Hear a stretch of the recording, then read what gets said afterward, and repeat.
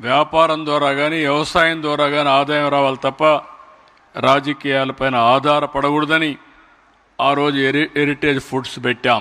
93లో పెట్టాం. 93లో first time heritage foods పెట్టాం.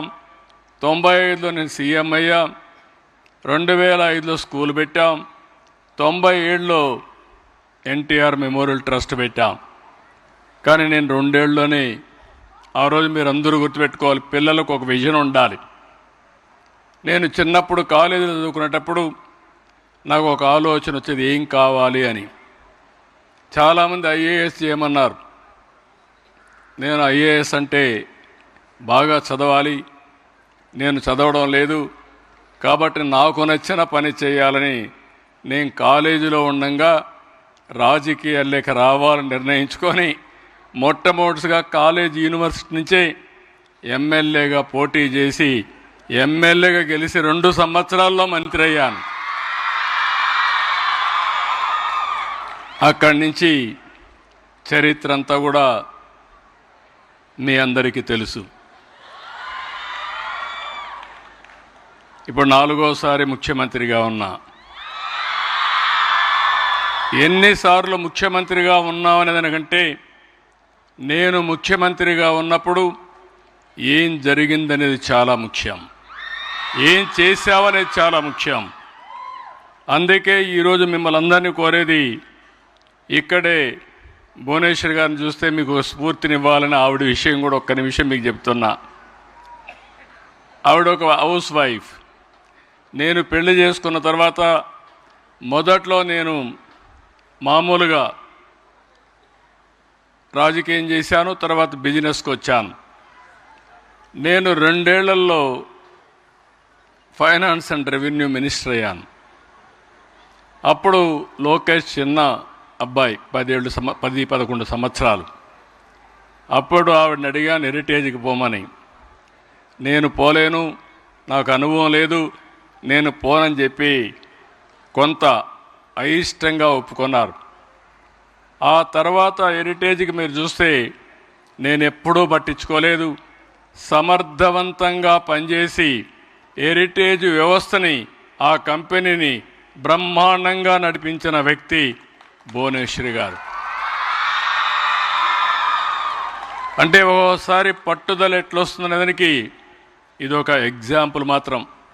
ఇప్పుడు నేను పేపర్లో చూసి చెప్తున్నా, ఆవిడ ట్యాబ్లో చూసి ఉపన్యాసం ఇస్తూ ఉంది. నేను టెక్నాలజీ గురించి మాట్లాడుతున్నా, ఆవిడ టెక్నాలజీ వాడుతూ ఉంది.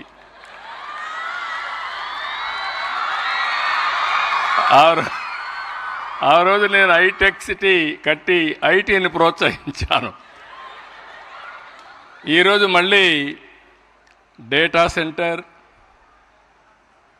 లేకపోతే ఆర్టిఫిషియల్ ఇంటెలిజెన్స్, ఇంకో పక్కన quantum valley, quantum computers, green energy, లేకపోతే సెమీ కండక్టర్. ఇప్పుడే ఇక్కడ చదువుకున్న అబ్బాయి కూడా సెమీ కండక్టర్ వెళ్ళే పరిస్థితికి వచ్చాడు. సెమీ కండక్టర్, డ్రోన్ టెక్నాలజీస్, ఇంకో పక్కన స్పేస్ టెక్నాలజీ. ప్రపంచంలో ఏవైతే టెక్నాలజీస్ ఉన్నాయో అవన్నిటికీ చిరునామాగా ఆంధ్రప్రదేశ్ని తయారు చేయాలని నెక్స్ట్ జనరేషన్ టెక్నాలజీకి వెళ్ళాను. నేనైతే అవన్నీ ప్రజల కోసం చేస్తున్నాను, కానీ భువనేశ్వర్ గారు మాత్రం చాలా సమర్థవంతంగా సింపుల్గా పేపర్లు లేకుండా ట్యాప్ తీసుకొచ్చి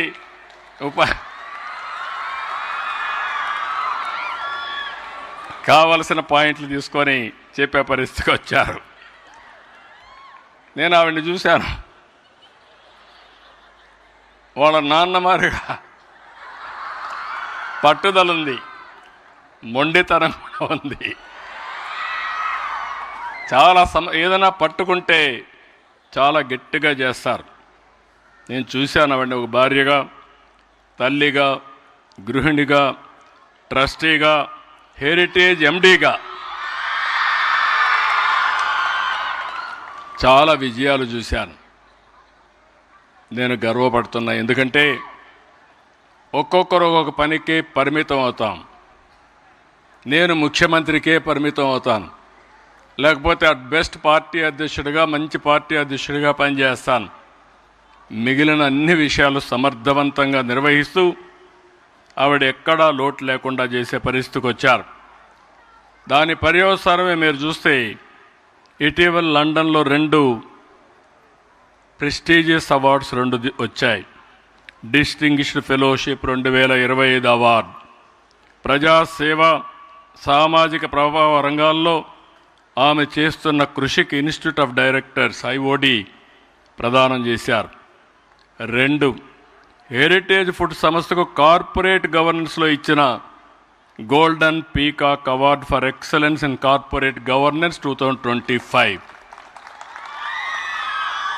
ఈ 2 అవార్డులు కూడా, ఒకటి పర్సనల్గా, 2 vice chairperson MD Heritage Foods కింద 2 వచ్చాయి.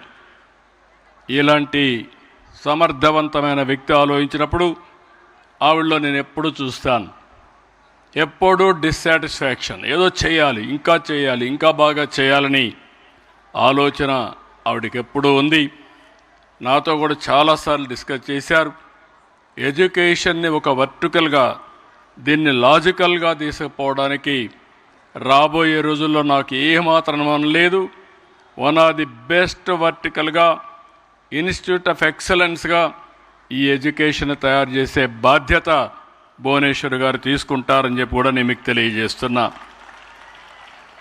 ఈరోజు ఇంకొక పక్కన మీరు ఒక్కసారి చూస్తే ఈ స్కూల్లో ఇప్పటికే చాలా 11 బ్యాచెస్ అయిన SSC, CBSE 8 బ్యాచెస్ పూర్తి చేశారు. గండిపేట, కొన్ని రోజులు వరంగల్, చెల్లపల్లి కలిసి 2823 మంది చదివారు. గండిపేట నుంచే 2124 మంది చదివారు. ఇంకొక పక్కన 2015లో జూనియర్ కాలేజ్, ఇప్పటి వరకు 9 బ్యాచ్లు వచ్చాయి. 2016-17లో డిగ్రీ కాలేజ్ స్థాపించారు, 7 బ్యాచ్లు వచ్చాయి. ఇంకొక పక్కన మీరు ఒకసారి చూస్తే స్కాలర్షిప్లు ఇవ్వడం, ఇంజనీరింగ్, మెడిసిన్, వెటనరీ కోర్సులకి, లా సెట్కి శిక్షణ ఇస్తున్నారు. ఇక్కడ చదివి శిక్షణ పొందిన 100 మందికి పైగా విద్యార్థులు నల్సార్, NLU ఈ 2లో చదువుతున్నారంటే నేను గర్వపడుతున్నా. నేషనల్ ప్రెస్టీజియస్ యూనివర్సిటీలో ఒక రోజున సగం మంది లాయర్లు ఇక్కడ చదువుకున్న వాళ్ళే తయారయ్యే పరిస్థితికి వస్తున్నారు. జడ్జెస్ కూడా ఇక్కడి నుంచి వచ్చే పరిస్థితికి వస్తున్నారు. దానికి గర్వపడుతున్నాను. ఎక్సెల్ సివిల్ అకాడమీ కూడా పెట్టి ట్రైనింగ్ ఇస్తున్నారు. ఇవన్నీ చూసినప్పుడు మాకెప్పుడు జ్ఞాపకం ఉంటుంది, NT రామారావు గారు సమాజంలో సమానత్వం కోసం, విద్య, సామాజిక న్యాయం ఇవన్నిటి కోసం పోరాడిన వ్యక్తి. అందుకే నేను ఈ ట్రస్ట్ పెట్టినప్పుడు కూడా ఒక పక్క రాజకీయం చేస్తున్నాం, ఇంకొక పక్క మీరు చూస్తే దేశంలో ఏ రాజకీయ పార్టీ కూడా ఒక ట్రస్ట్ పెట్టి పిల్లలకు చదువు చెప్పించిన దాఖలాలు లేవు. అలాంటి పిల్లలకు చదువు చెప్పించిన ఏకైక పార్టీ, ఏకైక వ్యవస్థ NTR మెమోరియల్ ట్రస్ట్ అని కూడా మీకు తెలియజేస్తున్నా.